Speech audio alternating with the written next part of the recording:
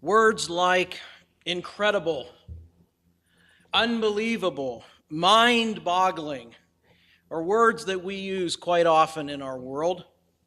Sometimes it's in a positive sense. There's an incredible performance, an unbelievable play, a mind-boggling end result. But they can also be used negatively. A terrible tragedy, a horrible happening, an awful accident. We hear about them on a weekly, if not a daily basis. Sometimes both extremes happen almost simultaneously, as we will see in our text this morning.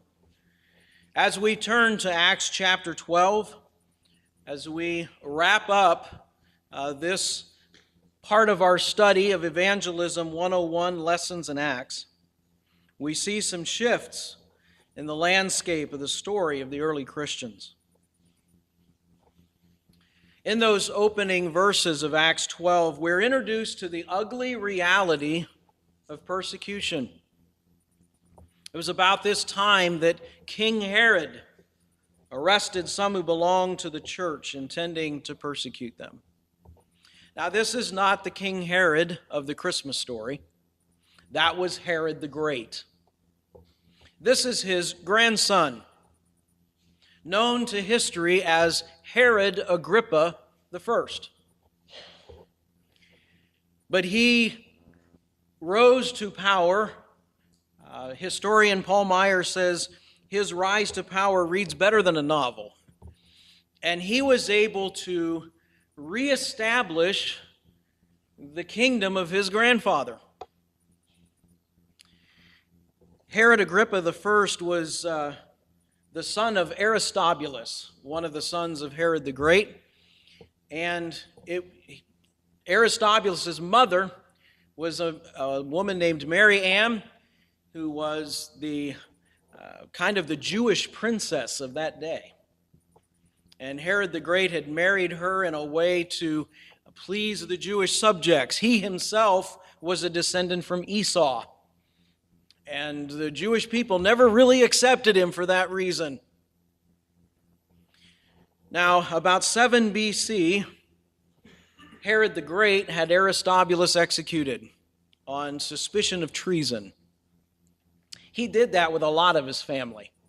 He executed a number of his sons who, in his paranoia, thought that they were trying to take the kingdom away from him, executed his favorite wife, Mary Ann, for the same reason. It got so bad that Augustus Caesar made the comment, "I'd rather be Herod's pig than his son." It's a wordplay in the Greek. Suos is pig and weos is son, or the other way around. But the idea was if you were a pig, you wouldn't be slaughtered because they don't eat pork there in Judea. But if you were a son of Herod, your life might come to a sudden end. Agrippa's mother, seeing what was going on there, sent 4-year-old Agrippa off to Rome for safekeeping and to be raised there. By the way, Agrippa had a sister named Herodias. You may remember her. She was instrumental in having John the Baptist executed. So brother and sister here. When Agrippa got to Rome, he got to know some of the members of the royal family. In fact, he made some friendships with the grandnephew of Tiberius Caesar named Gaius, and another distant cousin named Claudius that was right around Agrippa's age. Now, Gaius, who's better known to history as Caligula, eventually became emperor. And Agrippa was there in Rome as somewhat of an advisor. He didn't get too close to him because Caligula was crazy. And I mean that literally. He had completely lost his mind. The nickname Caligula literally means little boots. When he was a boy, his father dressed him up like a little Roman soldier, and the soldiers gave him the nickname Little Boots. As he got older, they started calling him Crazy Boots because that's really what he was. And it got so bad that just 4 years into his emperorship, his own bodyguards couldn't stand him and murdered him. And there was a gap in power at that time. They didn't have a normal succession. This Gaius did not have any children, so there wasn't anybody to step up.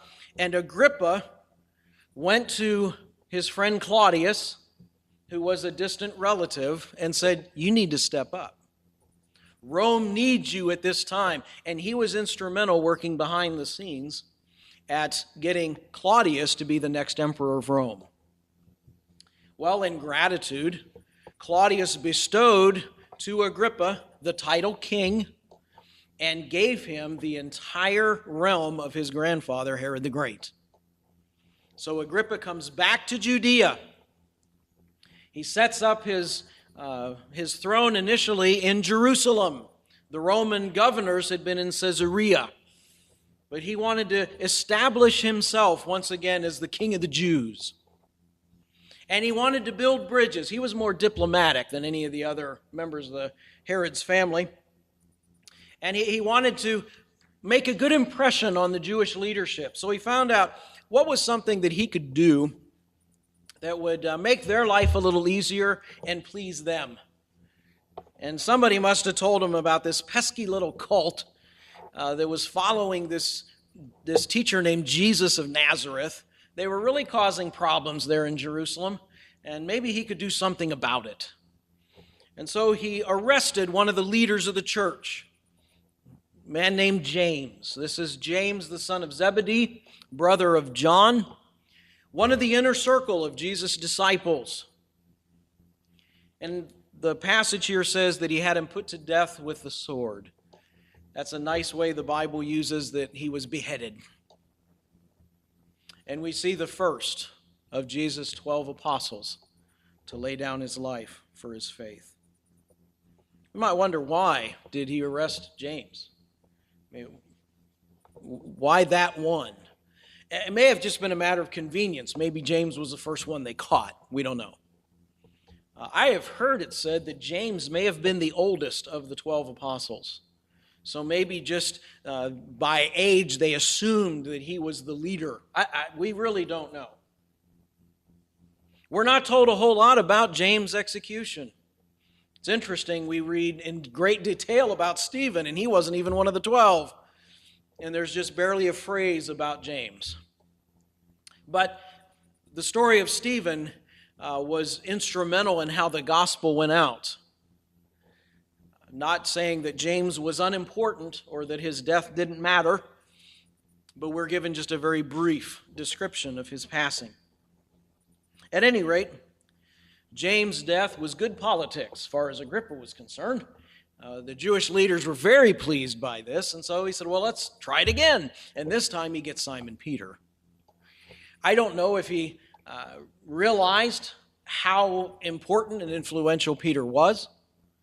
I think he probably got an inkling about who this guy was and perhaps his prior history. We're told that he put 4 squads of 4 soldiers each to guard him. Usually you just use 1. Usually 4 guards is enough. You chain 2 to the prisoner and you put 2 outside the gate, you're set. He had 16. Maybe he had heard about what happened back in Acts chapter 5 when Peter and John had been arrested by the temple police, and in the middle of the night, an angel came and let them out. So Agrippa thought, well, we're going to make sure that doesn't happen again. So he gets 16 of the best Roman soldiers to guard this one prisoner. What this shows us, though, is that the ugly reality of persecution is just that. It's a reality. It's something Jesus himself predicted. In John 15, beginning in verse 18, he told his disciples, if the world hates you, remember it hated me first. If you belong to the world, it would love you as its own. But as it is, you don't belong to the world. And that's why the world hates you. Remember the words I spoke to you. No servant is greater than his master. If they persecuted me, they will persecute you also. That makes sense, doesn't it? If you're going to persecute the leader, well, they're going to persecute the followers as well. And yet, it seems that whenever Christians fall under the hatred of the world, when people give us a hard time for our faith, we seem surprised. We're shocked. Why are they doing this to me? What did I do to them? I didn't. Why are they picking on me? We should expect it. In fact, if the world isn't giving us any trouble, maybe that should concern us more. Maybe they don't recognize that we're following Jesus. Maybe there's no difference, and that's why they're leaving us alone. Jesus said, if the world hates me, it's going to hate you too. If they persecuted me, they're going to persecute you too. And we've seen it throughout history. Not just in the first century, but all through the centuries. Men and women and young people have given their lives because of their faith in Jesus Christ. I've mentioned in previous messages how that is right up to the present day. There were more Christians killed for their faith in the 20th century alone than in the previous 19 centuries combined. And it's continuing on into the 21st century, and it's getting closer to home. 1 week ago, we heard about a little church just like this, about our size. And a man with a gun came in and killed 26 of the worshipers. That was half of the congregation dead while they worshiped. I did a little bit of research, and this is not, unfortunately, an isolated incident. It captured the headlines. It was the deadliest church shooting, but it wasn't the only one. There had been at least 18 church shootings in the United States between the years 1999 and 2010. In our country. And this last week, CBS News chronicled another 13 deadly attacks that they refer to as some of the fatal shootings that have happened at U.S. houses of worship over the last 5 years. It's happening more and more. Now, sometimes there's only one or two victims. Sometimes those victims aren't targeted because they're Christians or even because they're in church. That just happened to be the place that the shooter found them. But the idea is this: just because you are in a church building does not make you immune to the violence of our world. Just because you are a follower of Jesus does not mean that horrible things aren't going to happen to you. We are not immune. And I believe that as days go on and we get closer and closer to the end, it's going to get worse. We are going to see more and more of this persecution in our own nation. And we'd better be prepared for it. We might as well prepare ourselves in advance that it's going to happen. And we need to know what to do about it. So, what can be done? You see the church's response in the urgent request of prayer. Verse 5. So Peter was kept in prison, but the church was earnestly praying to God for him. Herod, as I said, saw how pleased the Jewish leaders were that he had executed James, so he gets his hands on Simon Peter. I'm sure that if he had had his druthers, he would have just put him to death right away. But Luke tells us this was the Feast of Unleavened Bread. It was a Jewish holiday that lasted 7 days before Passover.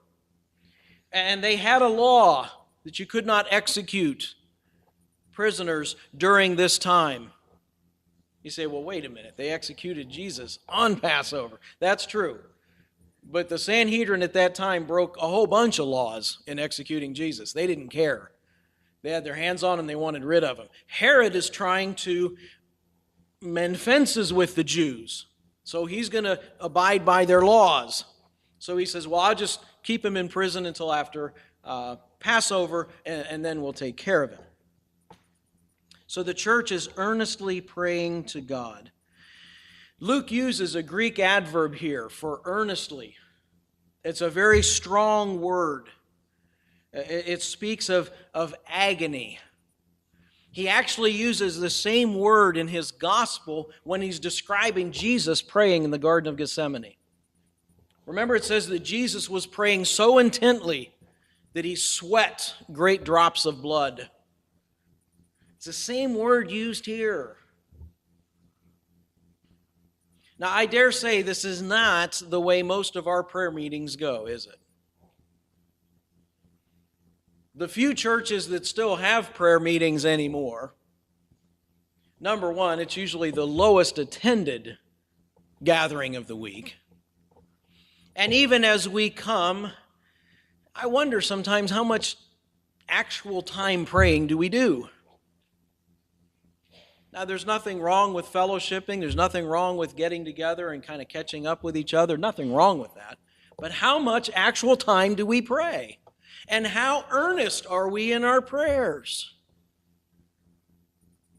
Unfortunately, it takes a tragedy like this or a horrible situation to bring us to our knees. Oh, then we're earnest in prayer.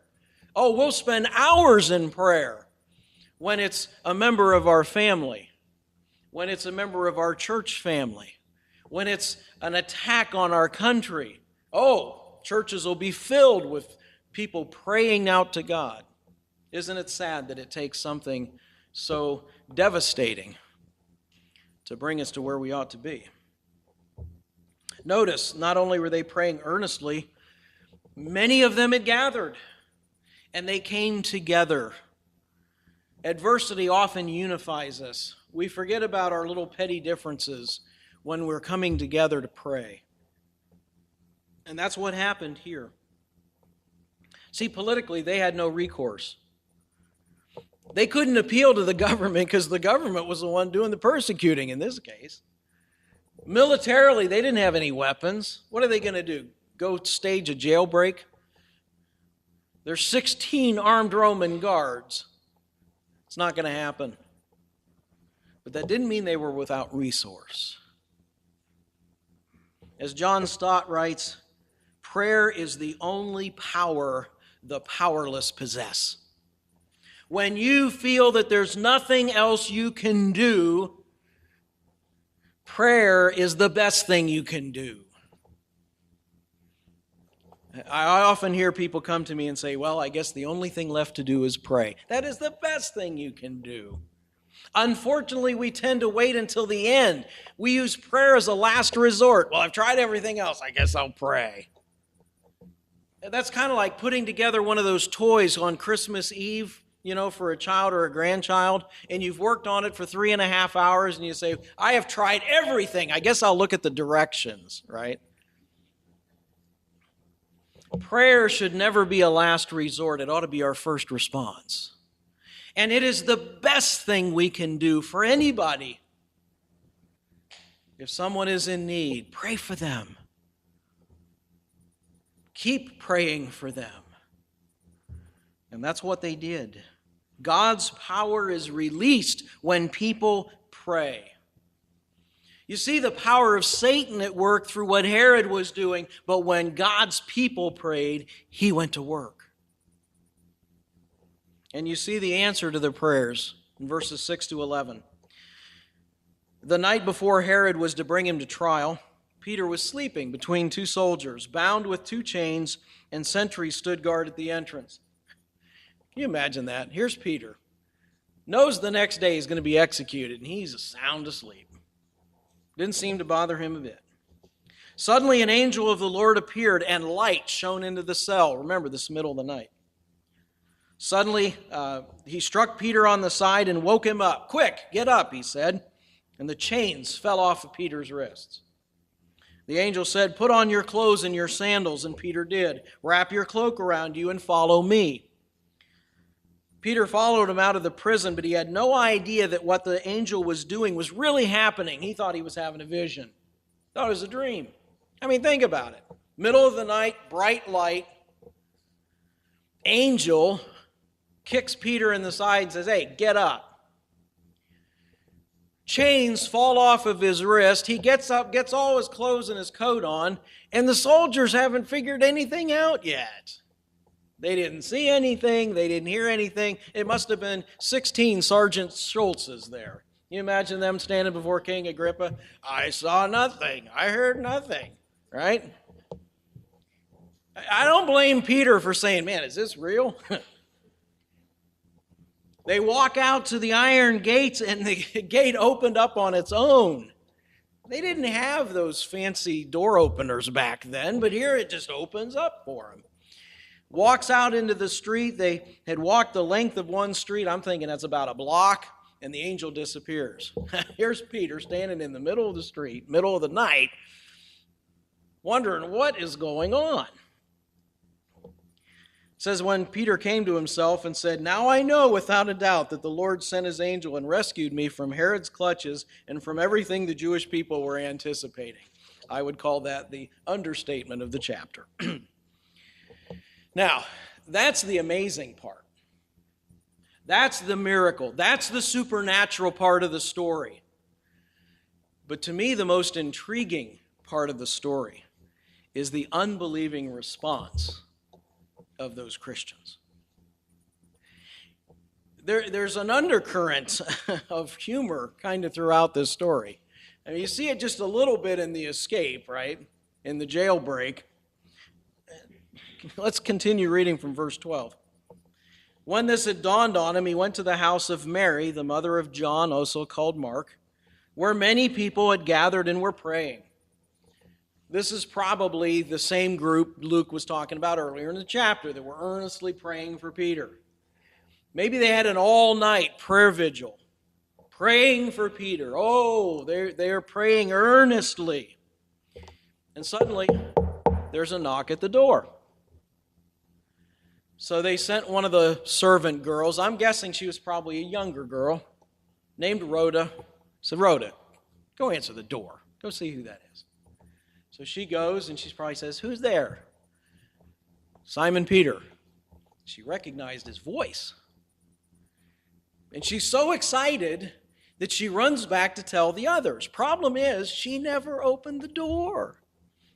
Left Peter standing out there. And remember, Peter's an escaped convict. At any moment, they're going to be searching the streets trying to find this guy. And he's left standing at the door. Rhoda goes back and says, hey, people, Peter's at the door. Now, you would expect these fine, upstanding Christians that have been praying all night would say, why, of course Peter's at the door. It's what we've been praying for. Let him in, of course. No, what do they say? You're nuts. You're out of your mind. They don't believe her. She continues on. She says, no, really, it's Peter. And somebody said, well, maybe it's his ghost. Maybe it's his spirit. Yeah, that must be what it is. There's a problem with that, though. Spirits don't have knuckles. And there's still this knocking on the door. Finally, he said, well, let's go see what's going on. And they, what do you know? Wow, it's Peter. They're shocked. They're absolutely amazed that God did exactly what they were asking him to do. Isn't that pathetic?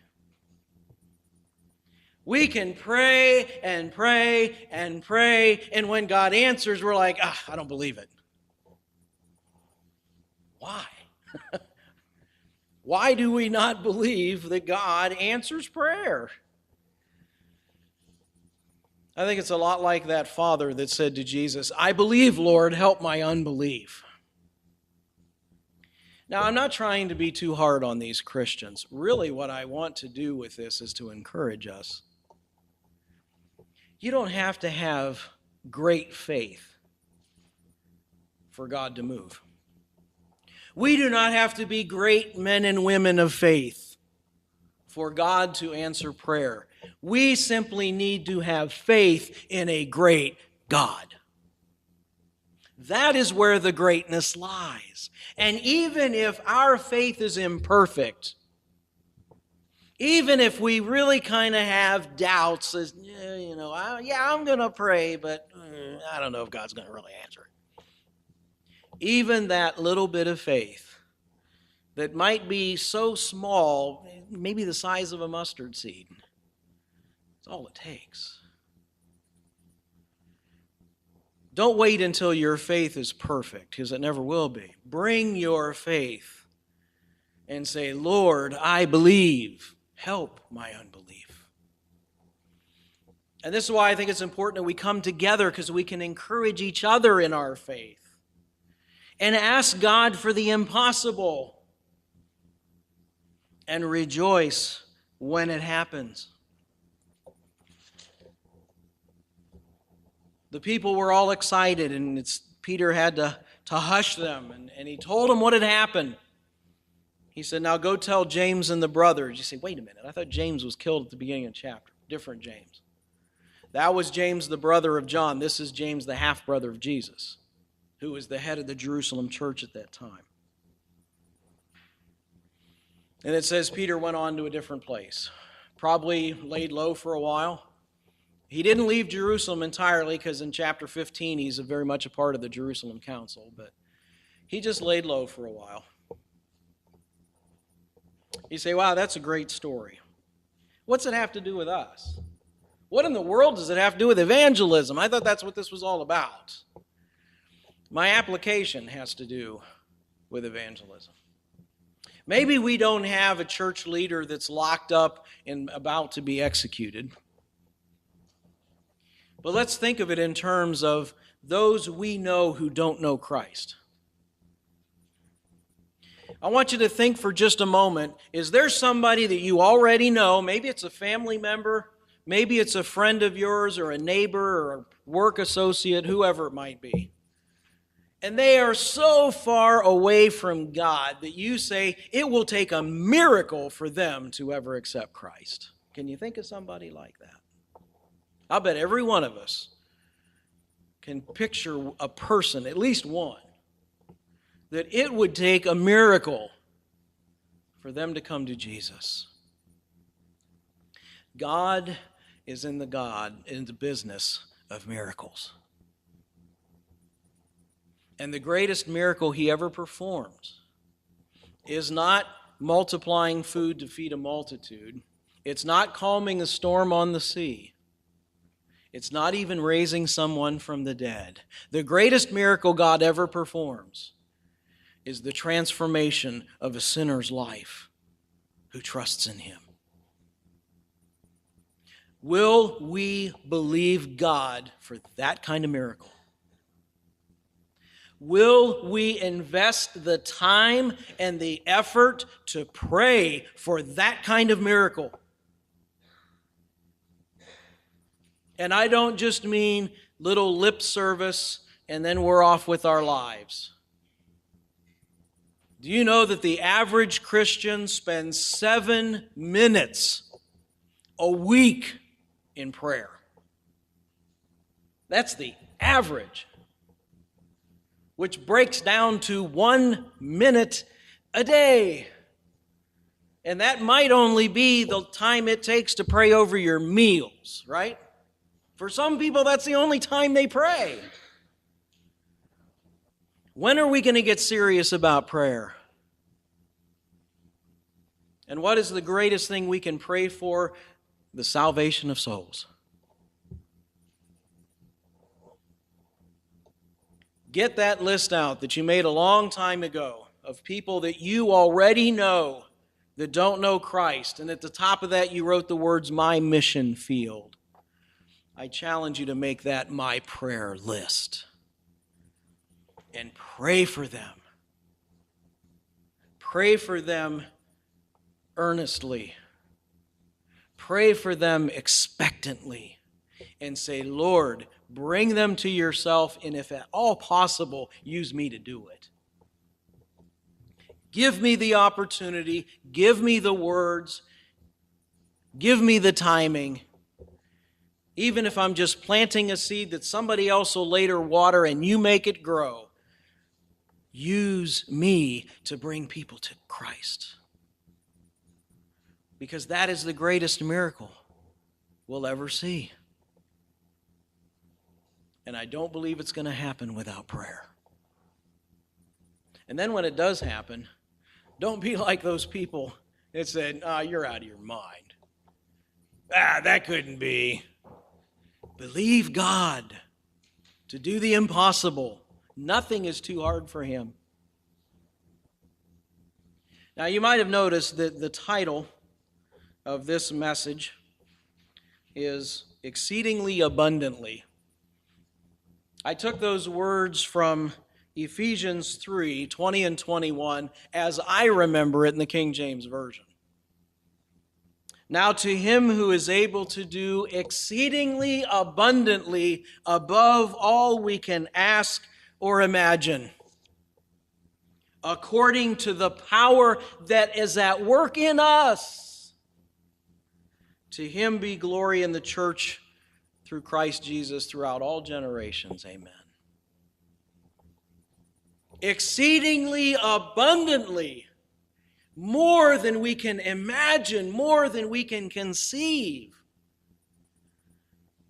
according to the power that's at work within us. Do you realize that the power that raised Jesus from the dead lives in you?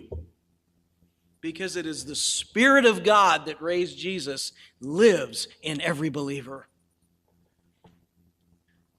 And if he can do that, he can use us to bring others to Christ. The question is, do we believe? Do we believe that God wants to use us to reach others for him? Let's make that a matter of prayer. Let's make that a matter of faith. And pray that God would use us. I would not want us to be like the people of Nazareth, about whom it was written in Mark 6, and because of their unbelief, Jesus couldn't do any mighty miracles among them, except to place his hands on a few sick people and heal them. And he was amazed at their unbelief. I wonder how many churches that bear his name, if Jesus would come, he would say, I'm amazed at your unbelief. And I'm sorry, but I'm only able to do so much. It's not that he can't, it's that he won't. It's like we had said in the story of Peter and Cornelius. Yes, God sent angels to Cornelius and Peter to bring them together, but God did not send an angel with the gospel to Cornelius. Why? Because he chooses only to work through humans. He's only going to work through us, but he's not going to work through us if we're not available. He's not going to work through us if we really don't believe. Will we believe? And will we allow God to do the impossible through us, that we might see lives changed and come to know him? That is a question that only we can answer. And we're not going to answer it by coming forward at the end of a service. We're not going to answer it by making a promise to God. We're going to answer it by what we do. Are we going to start praying? Are we going to start watching for those opportunities? Are we going to start sharing our faith? That's what this whole series has been about. Learning lessons from these early Christians so that we can share faith on our own. This is the last message in this particular series. We may come back to it at a later date and pick up in chapter 13 with Paul and his ministry. I'm not sure. But I just want to emphasize once again how important it is that you and I get out there and bring people to Christ. And it's not that I'm trying to sell books, but there's a whole stack of books on the back table called Planting Seeds, Harvesting Souls. And if you're still not sure what it takes to bring somebody to Christ, get that book and put it into practice so that we can do our job. You realize that's why we're here, right? so that we can bring others to Jesus Christ.